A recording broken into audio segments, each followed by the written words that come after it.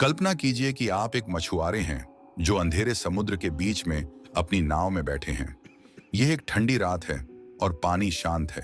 अचानक आपको अपने चारों ओर तेज तोपों की आवाज सुनाई देती है। आपकी नाव के पास से गोलियां गुजर रही हैं और आपको पता नहीं है कि कौन और क्यों गोली चला रहा है। आपको लग सकता है कि आप दुश्मन से लड़ रहे हैं, लेकिन यह सच नहीं है।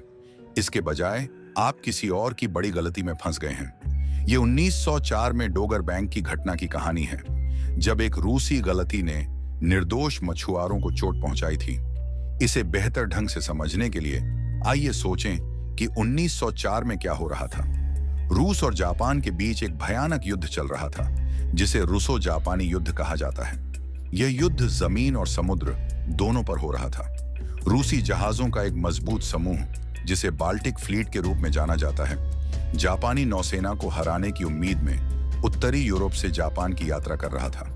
21 अक्टूबर 1904 की रात को रूसी बेड़ा इंग्लैंड में डोगर बैंक नामक जगह के पास था। इसका नाम इसलिए पड़ा क्योंकि यह समुद्र में उथला इलाका है जहां मछुआरे अक्सर मछलियां पकड़ते हैं। उस रात कुछ ब्रिटिश मछुआरे अपनी नावों पर बाहर थे, लेकिन उन्हें इस बात का बिल्कुल भी अंदाजा नहीं था कि उनके साथ कुछ बहुत बुरा होने वाला है।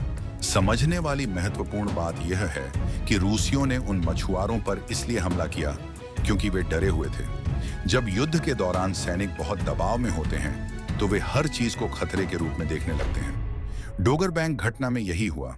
रूसी अधिकारियों ने पूरी कहानी जाने बिना ही मान लिया कि जो भी जहाज उन्होंने देखा वह जापानियों से खतरा है।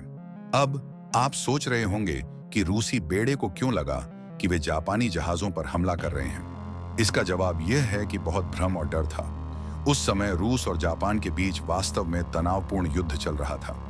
रूसी बेड़े ने काफी लंबा सफर तय किया था और उन्हें लगा कि उन पर कभी भी हमला हो सकता है। जापानी नौसेना ने पहले भी कई लड़ाइयों में रूस को हराया था, जिससे रूसी बहुत डर गए थे। डोगर बैंक घटना नामक इस समस्या ने यूरोप में बहुत से लोगों को बहुत परेशान किया। इंग्लैंड, जिसके पास उस समय दुनिया की सबसे बड़ी नौसेना थी, इस घटना से बहुत नाराज था। यह सिर्फ एक गलती नहीं थी, यह रूस और ब्रिटेन के बीच एक गंभीर मुद्दा बन गया। ब्रिटिश सरकार बहुत परेशान थी और जानना चाहती थी कि रूस ने ऐसा क्यों किया। कुछ दिनों के लिए तो ऐसा भी लगा कि ब्रिटेन और रूस के बीच युद्ध हो सकता है। हालांकि रूस ने जल्दी ही अपनी गलती स्वीकार कर ली और माफी मांगी। ब्रिटेन और रूस के बीच तनाव कम करने के लिए कूटनीतिक प्रयास किए गए और युद्ध टल गया।